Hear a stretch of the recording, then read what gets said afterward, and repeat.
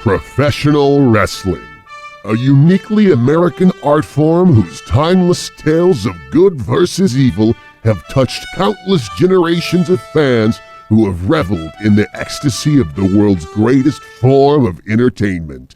And sometimes it's really, really bad. This is the Obtuse Angles Wrestling Podcast with Kyle and Jeremy.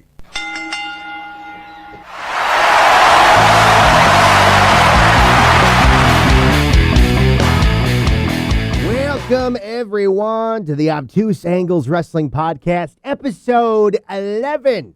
11, Jeremy. We made it, buddy. Yeah, we're half of 22. Half of... And I have no idea why that's substantial or significant. I don't know. Well, is 22 something? We'll figure it out. Episode 11 today. The Obtuse Angles Wrestling Podcast. We're going to be talking about things that should have been bigger. Wrestlers, gimmicks, storylines, anything in wrestling in general that should have been a bigger deal, but for whatever reason wasn't.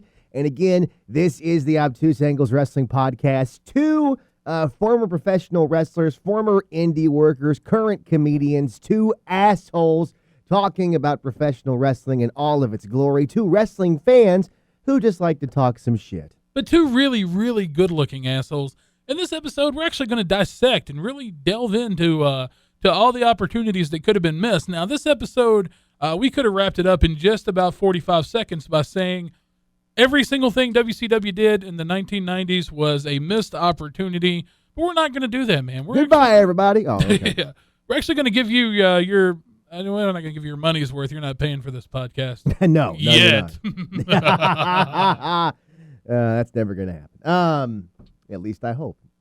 Anyway. I picture you a glass half full of shit kind of guy. I am a glass half full of shit kind of guy. By the way, we took a lot of your suggestions at Obtuse Angles on Twitter. Also, like the Obtuse Angles Wrestling Podcast Facebook page, where we tell you what's on the way, ask you for your suggestions of stuff we should talk about. We put videos on there. No, we put supplemental material on there. Supplemental material on there. Sorry, that's the buzzword that I use. It sounds like we're selling insurance. It does, yeah. Are you sure you don't want some supplemental material? You know, maybe a video of Cactus Jack lost in Tucson or something, huh? All right, so let's get to it. What is on your list first, Jeremy, as far as wrestling gimmicks or storylines or whatever that should have been a bigger deal but was handled poorly? The entire ECW promotion that WWE developed in 2006. Oh, God. That's the big one for me. As an ECW fan in the 90s, man, and I can go on for hours and hours about what an ECW fan I was and how much I just really adored the promotion. But I'm not going to do that. I also have Cactus Jack versus Vader. And we're talking about the return of Cactus Jack, where at that point he had kind of been burnt out and he was kind of pissed with what WCW was doing with his character. We're talking 1992, 1993. Well, before we get to that, and yeah, I do want to talk about that because Mick Foley was obviously furious about that in his autobiography.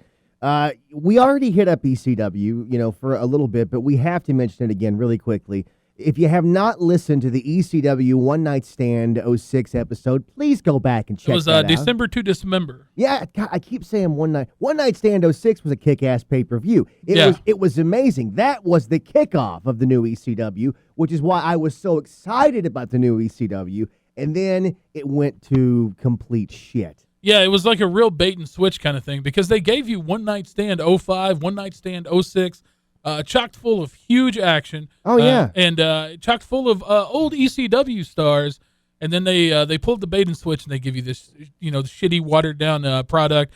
Basically, they took their curtain jerkers from Raw and SmackDown and shipped them right over to ECW and said, who cares what you do? Just do whatever. They didn't even just ship their curtain jerkers over. They shipped their curtain jerkers over. They gave them terrible storylines and they put them over all of the ECW originals. And I understand that they thought that the ECW originals, maybe their time had passed, and they wanted to use those guys to pop the buy rates, pop the houses, and maybe get the younger guys over. I understand that. But the shitty thing is that ECW One Night Stand, that was booked predominantly by Tommy Dreamer. Dreamer booked ECW One Night Stand 05 and One Night Stand 06. Paul Heyman had a hand in that too. And when you watch it, it was in the Manhattan Center, and it had this raw, gritty, different ECW feel. Yes. And they started it out because before NXT, that was the original third brand. And for a while, they did ECW house shows. WWE did that. I mean, they got behind this motherfucker. They did. It had its own show on the Sci-Fi Channel, just like NXT did later on. They had their own pay-per-views. Well, one pay-per-view, December to Dismember. Yeah. Which, again, if you've not listened to that episode, please go back and check that out. And it was like after December to Dismember 06 happened, that one pay-per-view was so bad that they washed their hands of the product. And they said, okay, from now on, this brand is just going to be about making stars to go to SmackDown and Raw. And that's what happened. Yeah, you kind of seen that coming anyway. The problem was it was their own fault. They shot themselves in the foot. You can't just give shitty writing and put together a shitty pay-per-view and then get mad and wash your hands of it when it doesn't do the business that you think it's magically supposed to do. Well, I mean, I think was the case with that. Well, and the whole brand just smacked too much of Vince McMahon. I mean, Bobby Lashley walking out of your first real ECW pay-per-view as champion, defeating RVD and CM Punk and Sabu, who wasn't even in that match in the first place. Right. That has Vince McMahon's fingerprints all over. And again, as Vince McMahon famously said back during that pay-per-view, they told him, they said, Vince, if everything goes according to plan, this pay-per-view is going to go off the air like 45 minutes early. And then Vince said, referring to Bobby Lashley, yeah, but they'll have a new hero. Bobby Lashley, ladies and gentlemen. Obviously, Bobby Lashley went on to become the biggest star of all. No, He didn't. No, not even close. That never happened, no. But, it was just, the whole thing was just incredibly depressing. So, yeah, that to me is one of the biggest missed opportunities of all time. We'll get to what I really believe is the biggest missed opportunity in professional wrestling history. WWE, CW, that's one of them. Yeah. Not number one, but that's close. Well, I think that's what makes us a beautiful pair. It is. Is that we both have things that we're passionate about, and they're usually two different sides of the same coin. Yeah, and we're like a nice, sweet pair of tits, you and me. You complete me. Wow. You had me at shitty wrestling. This is just going to turn into... You had me at December to Dismember. This is like the sexual tension between the two of us. It's going to be a 1-hour love fest. I know, every single week. Wouldn't that be great? All of our gay listeners are going to just love it every week. So going back to the because we have we're just a huge following in the LGBT community anyway. Man, we have the people who do listen, the people who do message me and tweet me. We have a very diverse listenership, which is, because we have I know obviously white young men, but also also red haired. No. No, we have, black listeners and lots of women listeners, lots of females that listen, and lots of young people and older people. And Jeremy has slept with all of them, ladies and gentlemen. Nah. Just kidding. No, this is that one Betty, right? Yeah, well, 6. 1 or 6. One of the 6. So going back to what you were talking about, Cactus Jack, 1992. Yes. Cactus came into WCW, a house of fire. He did. He cooled off a little bit. He feuded with Vader. He cooled off quick. He came in. I'm not talking about the first time he came in. When he came in, you remember they brought him in as Cactus Jack Manson, and he was weird and kooky. Yeah, he had that wild-eyed look. Yeah, no one really gave a shit. And then I think he worked the independents for a bit. I think he did a tour of Africa. It was some of the. That's right. Yeah, because he famously tells the story in Have a Nice Day where he sees all these guys holding hands with each other. Yeah. He's like, is everybody here gay? And they were like, no, that's just, that's what you do. Yeah, it's like it's customary. It shows, you show respect to another man by holding his hand when you walk, down. I can't wait for that to catch on here. So people will stop staring at us for holding hands while we walk down the street. I know. I just don't understand it. But so he came in, and he was wildly mediocre. They did nothing with him his first run as Cactus Jack Manson. And then he comes back. He does a tour of Africa, works some independents across the United States, so on and so forth. And he comes back in 92 and goes right to the top, man. He comes in, and if you'll remember, has that amazing, a very short-lived run with against Sting. Oh, man. He comes right in on top because classic match. It really was. They were looking for a series of big, mean, tough monsters to basically feed Sting to really get him over, because they felt a tinge of maybe his his momentum kind of starting to fizzle a bit. Yeah. So they wanted to just bring him in and feed him these monsters. And it worked. And I think that one match worked for both Jack and Sting. I mean, Sting went over Jack clean, but I mean, again, you got to think this is Sting. And I remember watching that as a kid, and why I became so just intrigued by Cactus Jack, as even watching him as a kid, and this is before the days, of course, of the internet and stuff. I mean, he came in, even when he came in 91, I was 10 years old, and you just knew there was something different about him. Like, there were no other guys who were getting knocked off an apron, taking a front bump on the concrete. Or, there were no guys who were taking power bombs from Vader when he pulled the mats back and slammed them on it. You didn't know what it was, but there was just something different about him. Well, Jack legitimately wanted to end his career. At that point, yeah, he had taken out the old Lloyd's of London policy. Oh, man. And he was actually trying to end his own career, which is really, really fucking dark. Well, I can't believe that he openly admits to that. Like, that has to be I believe there's a statute of limitations or something on it. Maybe. Yeah, because and if you haven't heard the story, Jack wanted to end his career. He was feeling very disheartened with WCW. He was feuding with Vader.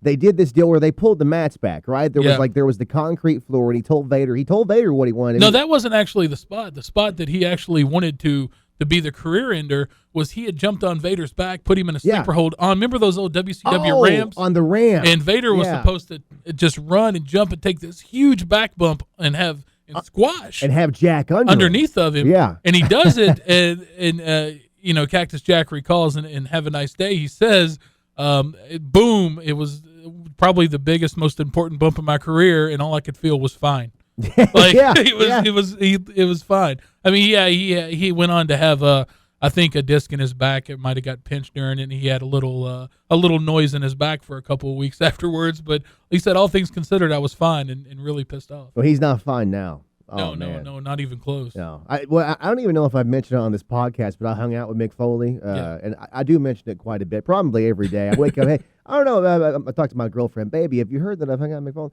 But no, we went to the Children's Hospital together a couple of years ago when I opened for him here at Comedy Off Broadway in Lexington, and he, all of the people, all of the dads there were so happy to see him. Oh, yeah. And he's so self-aware, because he said, listen, I know that most of the kids aren't going to know who I am here at the Children's Hospital, but their parents do, right. And that's just as important, and they did. But, it's a huge hospital, and we walked up some stairs and up some ramps, and, dude, he was hurting. Oh, yeah. I mean, he was bent over all day, and then after we fucked, it was even worse. Oh, man, I can't imagine. Hey! So, but the thing was, man, is that there was, and it's not just that, it was, his run with Sting wasn't just a missed opportunity, because they could have launched him into being a top heel, and everybody thought it was going to. Yeah. Everybody thought he was going to be a top heel because of that, and then he just kind of slowly, that was as good as it got at that point.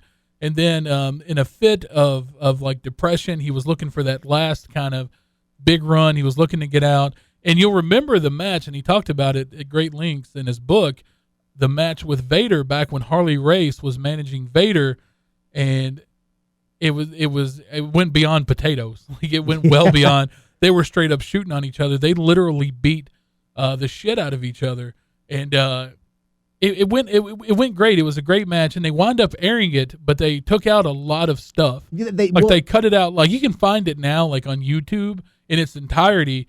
But I remember even watching that match as it aired on WCW Saturday night. Yeah. And going, what in the hell? As a kid, I was something's wrong here. Even as a kid, and you didn't know what kayfabe was. You didn't know what was a work, what was a shoot. But even as a child, you're like, Mike, this is insane. And that's another missed opportunity, because they could have aired that in its brutality, gave Mick some time off, brought him back, and he'd just been a ball of fire. Oh, yeah. And then we go into the Munich, Germany match with him, the Dark Show with him and Vader, where he lost his ear, which you can also find on YouTube. And they shot a promo on it and then just never capitalized. That could have been huge, man. I mean, this guy, legitimately lost 3/4 of his ear. Oh, yeah. And they just kind of waved at the opportunity as it passed by. They're like, we don't. Yeah.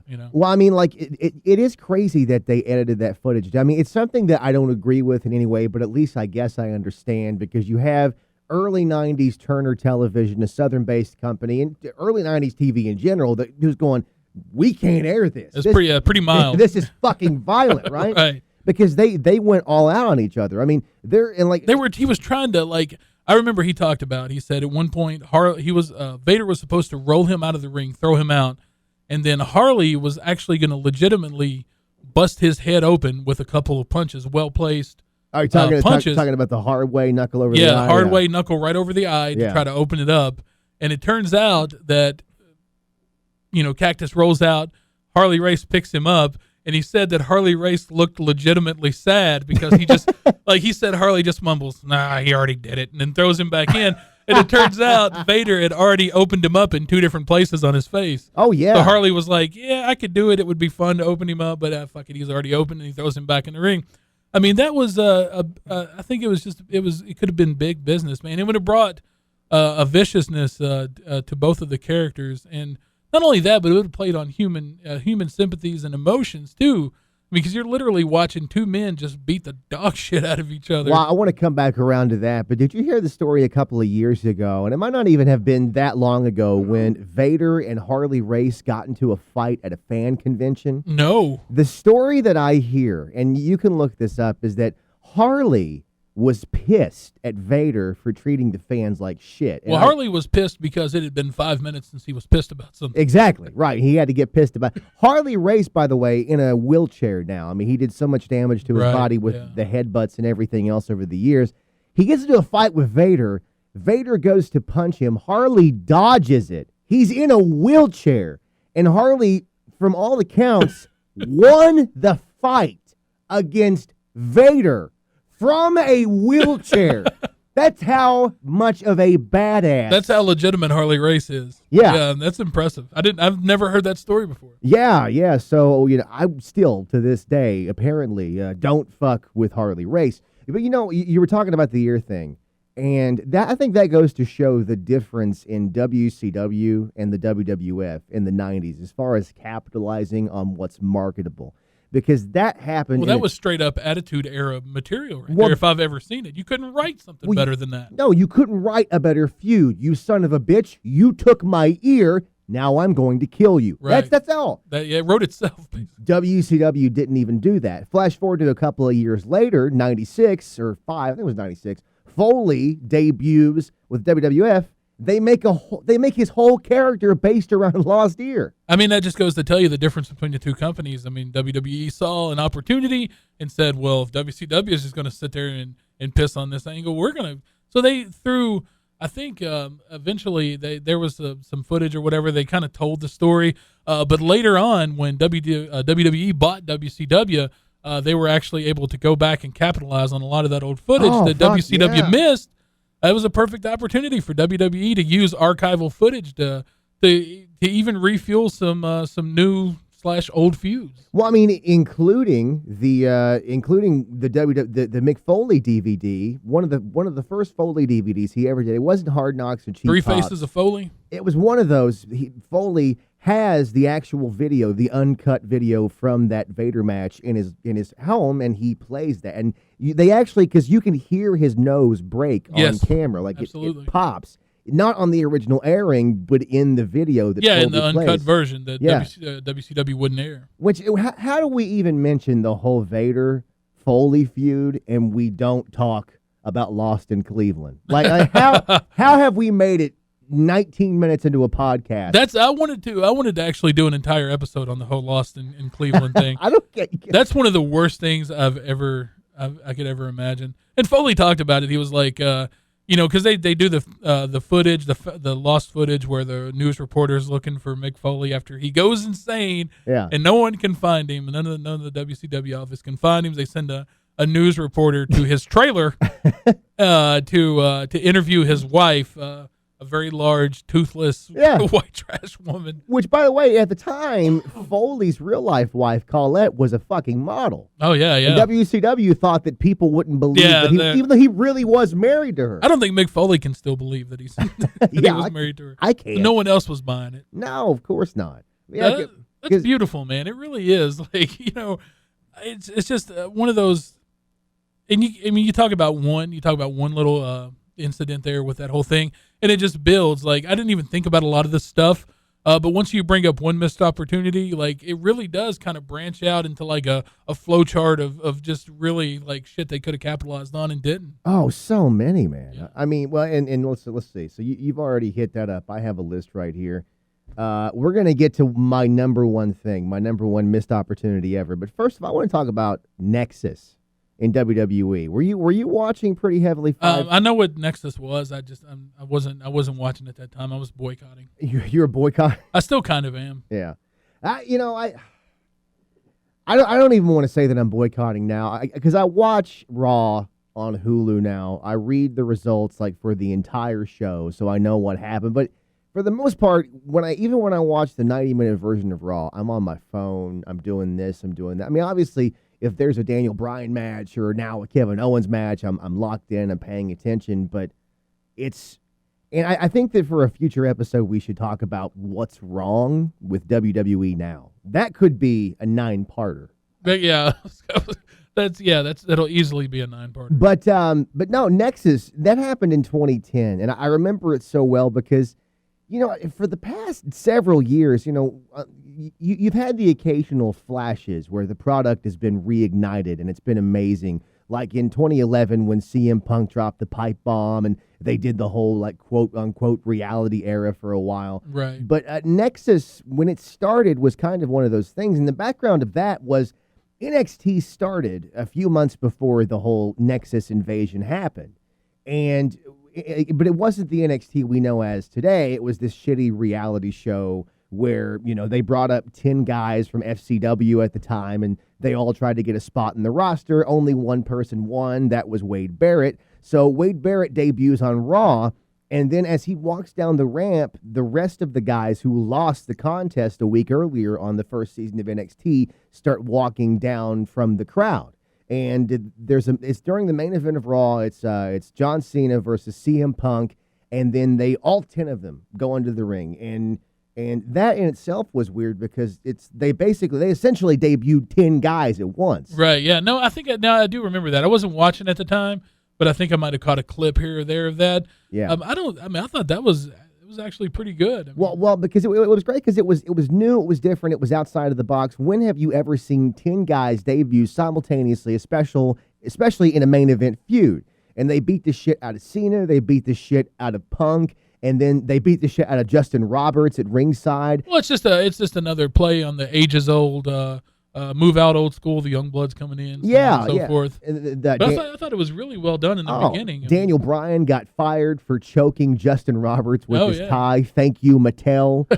He was back a few, but no, they dismantled the ring. They took the ropes off. They pulled the canvas up, and you're like, this was the first time that you've ever seen that in WWE. You know what I mean? Like that you've actually seen the canvas come up, and you have the wood and the foam. Like that blew people's minds, and then they immediately just went to shit with it. Right? Oh yeah. But for a while, I mean, that was the hottest angle going, though. I mean, sure, it was huge. I mean, they had, and rightfully so, because it was really well done, really well written. Well, yeah, I mean, they had the opportunity to make 10 guys, and shockingly, most of those guys are still with the company. I guess it was 7 guys. It was they called them the NXT 7. They were Nexus, but I mean then John Cena, of course, demolishes them as he always does. Oh yeah, of course. And see that, like, I think that is one of the biggest problems with WWE today is John Cena has to win. And I know like there's the whole meme of Cena wins, LOL, but it's like WWE. You not heard that? Yeah, I have. It just makes me laugh every time I hear it. Well, every time, right? But like WWE, like for the past several years, their mantra has been, let's make a star, let's get him hot, and then cram him right down everyone's throat, whether they want to see him or not. Well, not just that. Let's make a star, let's get him hot, and then let's have him wrestle John Cena 3 times in a row and lose probably all fucking 3 of them. I thought you were talking about Cena himself. No, well, but again though, that was 10 years ago. Yeah, you can only do so much before you kind of have to throw in a towel with a character or an angle. And it might be my opinion. I know it's not an incredibly popular opinion, but I'm thinking WWE should have thrown in the towel on Cena several years ago. I mean, there was a period where he was the company's top face, and he was coming out to boos and chants. Everyone hated his guts. You know, man, but it's a very complicated scenario, though, for Cena because he sells so much in merchandise. The company makes so much in merchandise. He is the entryway for all of these kids. Well, he's the Hulk Hogan of today. Right. I mean, like, or they're trying to make him that. And like it or not, he's the biggest star in the company. I mean, people might boo him, but they pay their tickets and they see him. Right. His match against The Rock at WrestleMania a few years back, literally the biggest wrestling match of all time. If you factor everything in, the biggest wrestling match of all time. Right. I mean, so he's a huge star, and he's always going to be. But they have used him to make. Like really fucking make precisely, I think, one other star. Like in his 10 years, he fought Daniel Bryan at SummerSlam 2013. Bryan goes over him clean as a sheet. Ooh. And here's the thing. They didn't do the rematch where Cena beats him clean.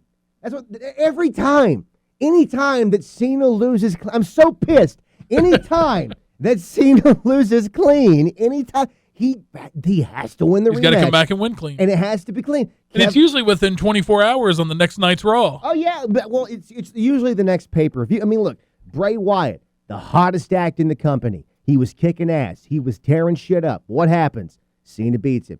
Then Cena beats him again. Then a couple weeks later, Cena beats all three members of the Wyatt family. Yeah, it makes sense. Alexander Rusev, the fucking Russian. Huge, over like crazy. Yeah. What happens? Faces Cena at WrestleMania, loses clean. It loses the IC title or whatever the IC title is now. It was the U.S. title. U.S. title now. Yeah. Well, he loses another match, and then he loses Lana, and now what? Now where is Rusev? Where is Rusev, and where is Wyatt? Why? Florida Championship soon enough. Florida Championship Wrestling. That's where he'll be soon enough, I'm sure. I mean, it's just. I don't know. As a fan, it's just the most frustrating thing in the world to see, right? I don't know. No, I get it. I don't even know what the fuck I was talking about. NXT, that's right, the NXT 7 Nexus. Yeah, that was incredibly frustrating. You know, you were talking about Vader, how Vader and Cactus Jack were such a missed opportunity in WCW. I say Vader in WWF was an incredibly huge missed opportunity. Oh yeah. Because for all of the problems that Vader might have had here and there in WCW, I'll give him one thing, man. They booked the shit out of him. Yeah. They booked him the way he was a fucking monster. Yeah, I still think more so in WCW, I think his run was a whole lot more impressive. Because you remember, he came in hot off the heels of being the biggest American star in Japan. Oh, that's what I'm talking about. He came down with the headgear, and he would do the whole theatrics with the headgear shooting up smoke, the big thing that he wore and shit. Yeah, that's what he was impressive. And of course, WWE nixed that, and like everything else they do when they bring in a pre-made star, they want to kind of put their own stamp on it. But I thought for sure they were going to run with him because you couldn't watch an episode of Raw for several years without seeing Vader doing something. And they never, I don't want to say they buried him or anything, but I mean, he was. They didn't do with him what they could have or should have. Man. I mean, before Vader really, because Vader was in WCW for a bit, he left. He goes to Japan. He's the first guy in years to defeat Antonio Inoki. Yeah. Inoki is so popular in Japan that he's now like their equivalent of a congressman. Oh yeah. I mean, Inoki was a hero, and he puts Vader over clean in the middle of the ring. Because this is a fucking monster. I mean, a beast. A guy who looks like a badass. He is a badass. Yeah. Again, Foley, in one of the WWE DVDs we were talking about earlier, mentioned that there were literally guys in WCW that when they saw on the board that they were having a squash match with Vader, that Vader was they would leave the business. They got scared, yeah. They would quit. There's a guy I know, I'm not going to say his name, great guy, great worker. He was a jobber for WCW, local guy. He saw his name on the board against Vader one night in the early 90s in WCW, went and hid in a broom closet. They had to go find him. Like, that's how, and again, now you can. So do you think it was well deserved, do you think? I mean, were they blowing smoke, or I mean, or did they just, or the ones that didn't hide, did they actually go in and do the job and find out that he's not that? No, he was stiff as shit. Yeah, well, I mean, I wondered if he was like, I didn't know if he was like that because Cactus talked about, Vader and just how freaking stiff and hard he was to work with. Not in terms of, doing what he needs to do, but just that he's so stiff and so monstrous. I didn't know if it was because he was working with Jack and that's how they worked, or if he was just a monster that beat the shit out of people legitimately all the time. I'm sure that Vader took more liberties with jobbers, and I'm sure with guys that he really respected and knew were more important in the company, he might try to protect them a bit more. But and again, you can argue that's not what you do in wrestling, right? And it's so funny, and it kind of gets sidetracked here. I was watching an interview with Cornette, and he talked about when they had the Vader Shawn Michaels thing, and Shawn Michaels made Vader cry. He did, which made me laugh. And it wasn't that like he hurt him and made him cry. It's just that Vader got in there and was being Vader. He hurt his feelings, and he told. He got in there with Michaels, and he was throwing him around and getting kind of stiff with him. And, of course, that pissed off Michaels. Michaels didn't like it. So Michaels tells him that he's going to get his ass fired, and Vader's crying. It's just really weird. I saw that Cornette. He's like the Lenny of wrestling, Lenny of Mice and Men. Like, he's just a big, monstrous dude, but you can also hurt his feelings, which I thought was really sweet. And he's always talking about the rabbits, and we're going to have to finally put him down by putting a shotgun behind his head and blowing his head off. Tell him about the farm. Yeah, exactly. Tell me about the rabbits. No, but I saw that interview with Jim Cornette, and Cornette said that it wasn't just the fact he was being stiff with him. What it was he blew a couple spots. If you watch, that was the match where Shawn Michaels gets pissed because the cameraman gets in the way. I think Vader was supposed to move on a high spot and didn't move. An elbow off the top, because you see Michaels come down, he stops, Vader doesn't roll out of the way, and then Shawn just kicks him in the face, and he goes, "Stupid! And then, so, yeah, that was when. But again, though, I mean, it was a great fucking match. You go back and watch it. It was like SummerSlam 96, I believe. Right. 95, 96. Look it up. A classic match. I mean, a couple of blown spots, no big deal. But that was kind of the end of the road for Vader in WWF. And I don't understand why. I don't get it. Now, I know, like, because when he came in, if you remember, back on Raw in, like, 96, 95 when Vader came in, they ran this angle, like, when he was 3 weeks into the promotion, maybe 2, where he beat the fuck out of Monsoon. Right. And that was a huge deal because Gorilla Monsoon never got physically involved. Right, yeah. Vader gave him the softest, most protected Vader bomb off the top rope. It was adorable, wasn't it? It was adorable. And it was like, oh, Vader can protect someone. But Monster's got a heart. The reason they did that was because Vader had shoulder problems. And even though he had just signed with the company, he had to take that time off to get that surgery. Right. And it was like when he came back, he lost his momentum. And after the Shawn Michaels match, they just didn't want to push him anymore. Yeah. And it's just, it was so frustrating because it wasn't like WWF in 96 was overflowing with talent or anything. Yeah.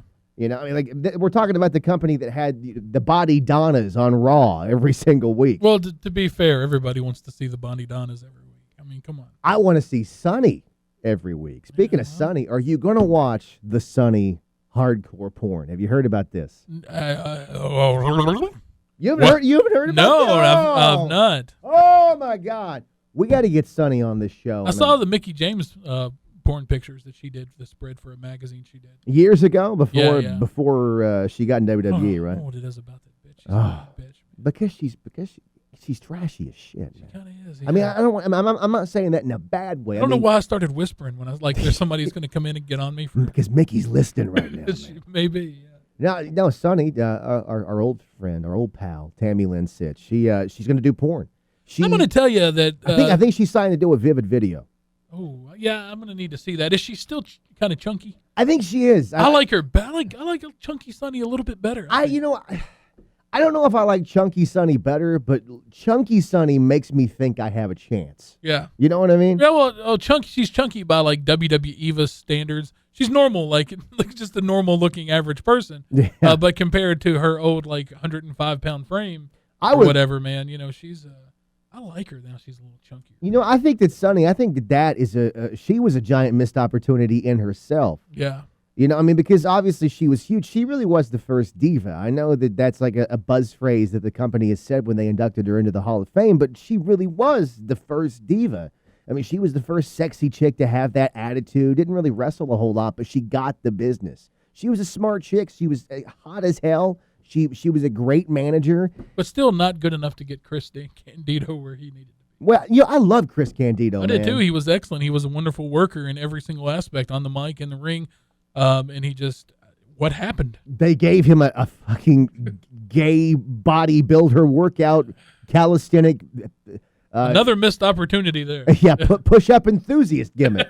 Do you remember when Sonny left the Body Donnas and they had an open audition to be the Body Donnas' next manager? I don't know. I don't remember that. And the winner, the quote-unquote winner, was obviously a man in drag named Cloudy.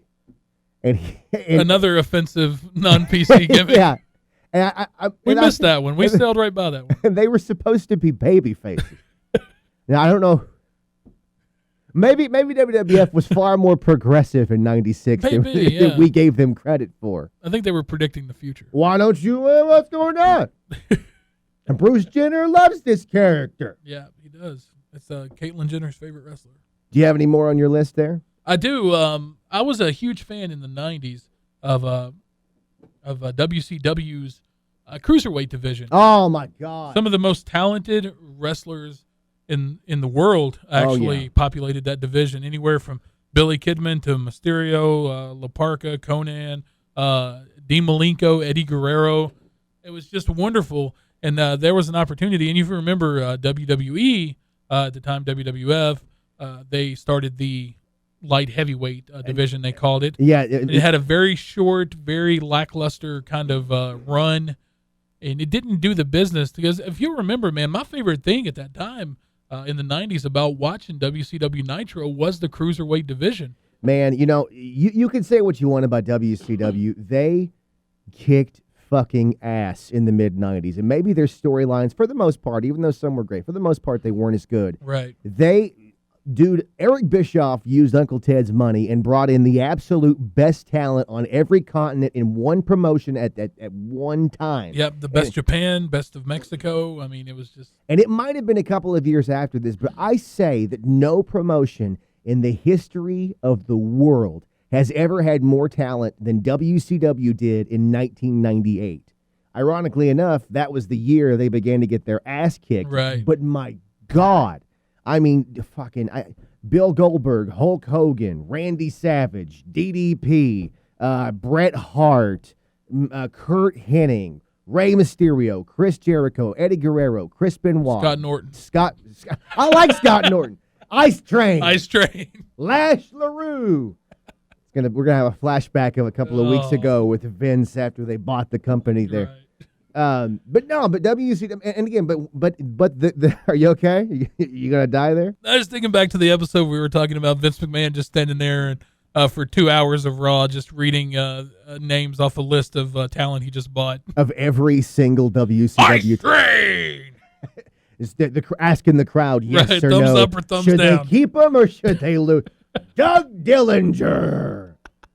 WCW in '96 was the perfect example of that, though, because they brought in every La Parka, Super Colo. Oh, sure. They put Jerry Lynn under a hood and made, later they would have Silver King, and they would have, and obviously, Juventud Guerrera. Neil Mask. Oh, never mind. Sorry. No. No. Psychosis, Juventud Guerrera. I mean, and again, they never did anything with them. And then Chris Jericho actually brought this up recently on the Monday Night War show, which that is a WWE Network show that could be inducted on this show in itself because it's so shitty. But Jericho had a good point. They have a whole episode in the cruiserweights. And Jericho said that being a cruiserweight was almost to your detriment because in WCW, everybody was always inside of their box. Like, nobody ever went from being a cruiserweight to a U.S. champion, or nobody ever went from being U.S. champion to world champion. Yeah. Now, obviously, you did, Goldberg did, and DDP would later on, but for the vast majority of the time, and that was eventually what was shitty about it was that they had these great cruiserweights.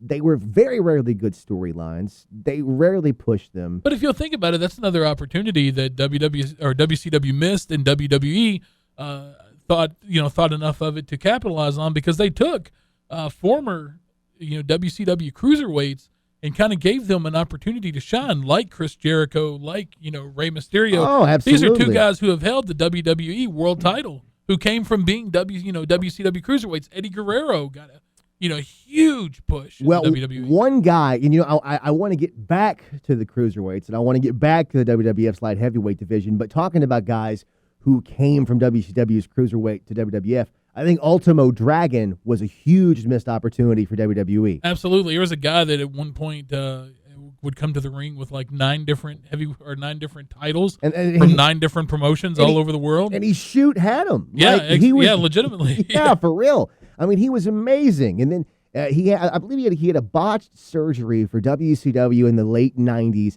And then he debuted in late 03, early 04 for WWE. And I remember being so excited. I was like, oh, my God, Ultimo Dragon's here. One of the greatest in-ring performers of all time. And this is only about a year and a half after Rey Mysterio debuted, and they were doing a bang-up job with Rey. So I'm thinking, like, fuck yeah, man, they're going to do the same thing with Ultimo. Hell no. They didn't, no. I just don't think Ultimo had that mainstream appeal that Rey Mysterio did. He was so, I mean, like, honestly, like, I know that, like, there was obviously a period of time there in the late 90s and early 2000s where everybody sucked Ultimo's dick online because they needed to. He's a dragon. Of course. But I think that for whatever reason, he's underrated today. You don't hear a lot of people talk about him. You don't see a lot of his matches on DVD compilations. No, you don't. But you should. I mean, I believe it was... You really should. I mean, for my money, one of the greatest matches I've ever seen in my life, Ultimo Dragon and Chris Jericho in Japan. Yeah, that was the match that got Chris Jericho a job in WCW. Absolutely. That tape made its way to Eric Bischoff's office. God bless the tape traders those days. Right. Man. I was one of those kids. I had a library, just endless amount of VHS tapes. See, man, I had a library, but I was so cheap and I couldn't work the internet. In the late 90s, it was all VHS tapes I recorded off TV. I ordered so much. You remember Rob Feinstein? I do. RF video.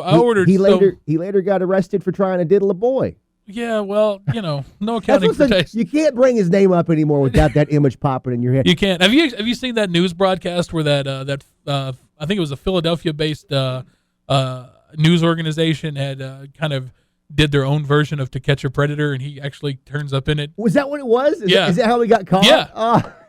They didn't have like To Catch a Predator. They didn't have local police doing a parallel investigation. No, so he wasn't arrested. I think he was later. Okay. I think he might have been later indicted for it. But at the time, you see him literally pull up in his car, and he gets out, and I'm watching. I'm like, that's fucking Rob Feinstein. Sell me a tape, bitch. And he gets out of the car and comes up, and, of course, the front door opens, and it's a guy with a camera and a guy with a microphone, and he takes off running, dude. He runs fast as shit. He gets out of there. He took a powder. Yeah, he took a powder. He didn't stick around for the interview, though. I'd like to have seen what he had to say. I'd like to see him cut a promo. Just once on that show, I wanted somebody to be honest, right? I watched To Catch a Predator. I'm not I've seen every episode. I am not endorsing pedophilia. I want to make that clear, okay, before somebody takes this out of context. I love that show. Those guys were creeps. That being said, I hated when they lied. Yeah, and I always wanted to see one guy on that show just be straight up with Chris Hansen. Like Hanson's like, well, what were you planning on doing here? Yeah. He's like, I was going to fuck that kid. I was going to fuck, and you know what? If you leave, I'm still going to fuck that kid. Like, that's all. I would have gotten away with it if it wasn't for that snooping Chris Hansen. For you meddling Hansen. No, I never did the tape trading thing. I had a whole bunch of VHSs that I had the most. Going back, because I recently, just like a month ago, threw away all my VHS tapes. Oh. I know. What the hell's the matter with you? I know. Well, I don't have a VCR. You mean after you burned them all to DVD? Or? No, I didn't. Because again, everything's on the fucking network now. So Yeah. I mean, but I had the most random. I had like the beginning of every episode of Silk Stockings. Do you remember that? Yeah. Because like my mom caught me watching porn on HBO, so she canceled it. I was a Red Shoe Diaries kid. Oh, I love Raw. But that was Showtime, right? Yeah. I think it was Showtime. You'd get it free for a month every once in a while. See, we would, but like I would have to go to my buddy's house, and navigating masturbation at your friend's house while both him and his mother are not around is very hard. It's erotic. It's erotic. Hard. Yeah. I mean, difficult. Sorry. Yeah. No, I loved him, man. But no, I had all these VHS. I never did the tape trading thing. Well, the tape trading thing. Let me tell you what an enterprising young man I was. What a mogul I was. I actually had so many VHS tapes that I used to charge to record, to dub copies for my friends and people that I went to school with. Damn, really? Yeah, I would, man. I would go buy a 3-pack of Sony VHS tapes for $9. You know, it was very expensive because that was before DVD, so you had no option. Oh, yeah. So I would dub these VHS tapes and take them to school and sell them for $6 a piece or whatever. I had a buddy, and he's married now. I had a fucking handmade catalog that I made in a typewriter. You did not. Yes, I did. It was 3 pages. Yeah, and it had what the tape was and so on and so forth. And you could buy one of those for $5 a piece, or I would make you a tape of any match that you wanted for $10. Because I would have to sit there for hours while I popped in this tape, recorded this one match, and so on and so forth. You copyright infringing son of a bitch. I still do it to this day. I hope that Jerry McDivitt, the WWE's lawyer, is listening to this, because he's a huge fan of this podcast. I think that speaks a lot that you actually know WWE's attorney's name. Oh, he's a good friend of mine. We hang out on the weekends. An avid listener. We sit around, laugh about the steroid scandal, how Vince got off, gives Dr. Zahorian a call. No, he's dead now. You know, we are quickly approaching the time limit draw. We're going Broadway here. Let's get ourselves. We're going Broadway. I feel like we need like David Pinzer in the background. 3 minutes left in the time limit. Which, by the way, why don't they do that anymore? I don't know, but I miss it so much. I know, man. Because I miss a television title. See, the TV title was great. See, the mentality, I think, for eliminating that was that if they hear the announcer announcing the time limit draw in advance, then they're going to know it's coming. But that's why you do it. Right. And I heard scheduled for one fall, TV time remaining. Yeah. Oh, because you always knew that match was going Broadway. Oh man, I love the TV timer. See, that made sense to me though, because you're watching it. And it can't be a 1 hour time limit if you've got 35 minutes left. Right. I loved how WCW, and I know it's a different time and they can't do this now, but I love how, like, the pay-per-view, they would have their main event, and it would be like, 60 minutes left. And if let's say it went like 40 minutes, they would have the standby match. Right, yeah. Which is why at Wrestle War 89, you follow up the greatest match of all time, Steamboat Flair. That's not the last match on the show. No. It's like the Varsity Club versus like the Steiners or something. You remember that?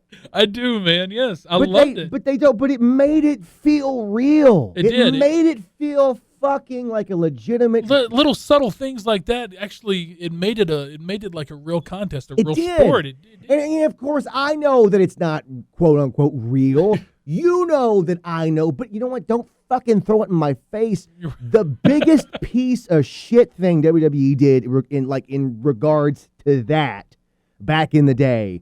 Well, not even back in the day. No, it was like 5 years ago. 5 years ago, they would promote things happening on the show, but they would have like a little counter, right? So like let's say like an Intercontinental title match would start. What is the time limit for an IC title match? It's like, I think it's officially 30 minutes. I don't know. I thought 20 or something. It's like 20 or 30, right? They would show the ticker on the bottom right after the match started, and they would say like, Bret Hart makes his comeback in 9 minutes and 58 seconds. Like, how the fuck do you know that? Right. How do you know that? How God damn it. Did you know this match is going to end in 7 minutes, you piece of shit? Can you not fucking let me enjoy? If you're going to trick me right. Right. God damn it, I hated that. They stopped doing it. My face is red now, man. It just makes me. Look at blood pressure's high. Makes me. It is. I haven't taken my pill in a couple of days. Thank you for reminding me.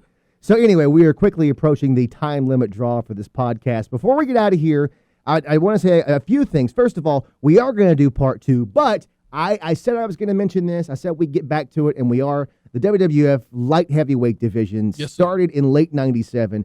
It had exactly 2 wrestlers when it started. I'm not kidding. It was Too Sexy, Brian Christopher, and it was Taka Michinoku, who was an excellent wrestler back in the day. Well, if you're going to start it with 2, I mean, that's 2, I guess 2 pretty decent ones to start No, it's fine. Yeah, but I mean, it was so funny because you could tell the difference in the WWF and the WCW ring. I think the WCW ring, it was 2 feet shorter, and I think it was more conducive to cruiserweight matches. Smaller guys, a smaller distance between the ropes, more spring in the ropes, and also you could leap across the ring, and it looked better than the bigger WWF-style ring. I thought so, too. I always preferred the 16 by 16 to the Was WWE 18 or 20?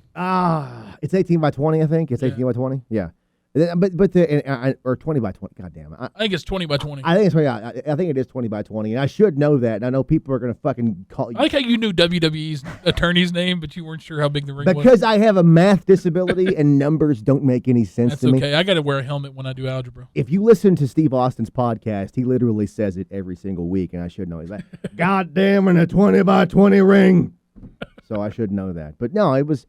I just remember, like, watching WWF and watching Brian Christopher and Taka Michinoku fight for the 15th time that night, or that month. And I'm like, oh, that's so cute. They're trying. And then you flip over and, like, Psychosis, Juventud Guerrera, and Rey Mysterio would be doing, like a six-man tag or something. Oh, my God. It was just unreal. Yeah. So 2 or 3 falls. Oh, man. But, yeah, I remember that was the only title that the WWF conceded to WCW after the invasion. Because if you remember, there was like the WCW US. It was I think it was like the Survivor Series pay-per-view.